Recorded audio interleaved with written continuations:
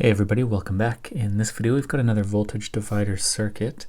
Let's take a look at what's going on here. So we have a 9-volt battery. This is the positive terminal and this is the negative terminal.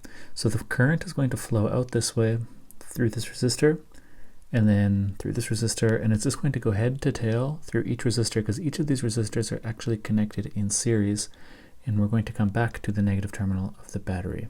So to calculate the equivalent resistance, it's just the sum of each of the individual resistors that's in series. So we find that the equivalent resistance is equal to 12 ohms. So from the battery's perspective, that means that we could basically just cut the wires like this.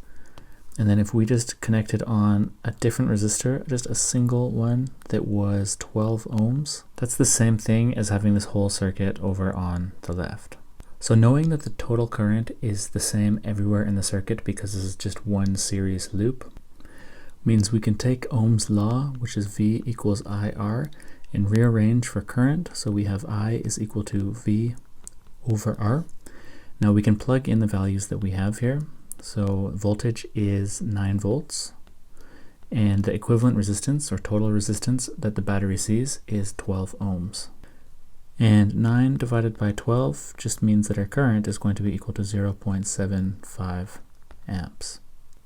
And again, this is the current that's flowing through every single resistor because there's only one path for it to follow.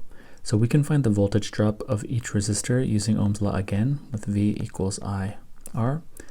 And current is going to be 0.75 amps in every case. And we just multiply it by the resistance of each resistor to find the voltage drop across that resistor. So taking a look at the first resistor here, we have 1 ohm. So we can just write that in. And 0.75 amps times 1 ohm just gives us 0.75 volts. Then when we move over to the next resistor, we have 2 ohms of resistance. So what we can do is we can just erase what we have here in the expression and replace this with 2 ohms for this resistor, and 0.75 times 2 gives us a value of 1.5 volts. Then moving to the next resistor, as we come around this way, we have 0.5 ohms. So again, we can just update our expression here because we're going to have the same current in every single one.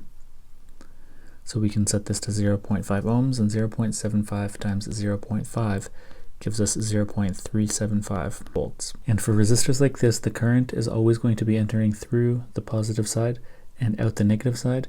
I'll put a link up in the top right corner to the video on passive sign convention for circuits, which talks about the polarity of resistors. But otherwise, we'll just continue on with this. So when we get to the next resistor, it's 3 ohms. So we can come in here and reapply our expression again. So we have 3 ohms, and 0.75 times 3 is 2.25 volts.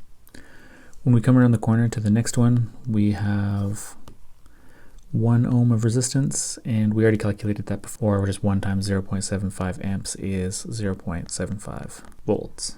And then the next resistor, let's update that one as well. So we just have 1.5 ohms, and 1.5 ohms times 0.75 amps gives us 1.125 volts. And then the very last resistor, it's 3 ohms and it has a current of 0.75, but we already did that calculation up here, so it has a voltage drop of 2.25 volts. And then when we come around to the battery, we enter through the negative terminal and out through the positive terminal, and it jumps up by 9 volts.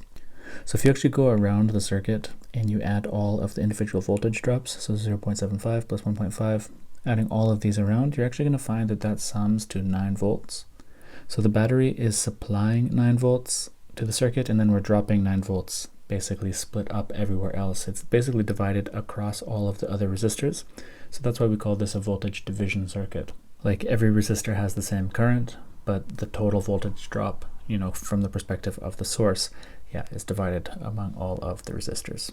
So anyways, I hope that example was helpful. Again, just to see one more simple example of just a simple voltage divider circuit, and I'll see you guys in the next video where we'll start talking about current division.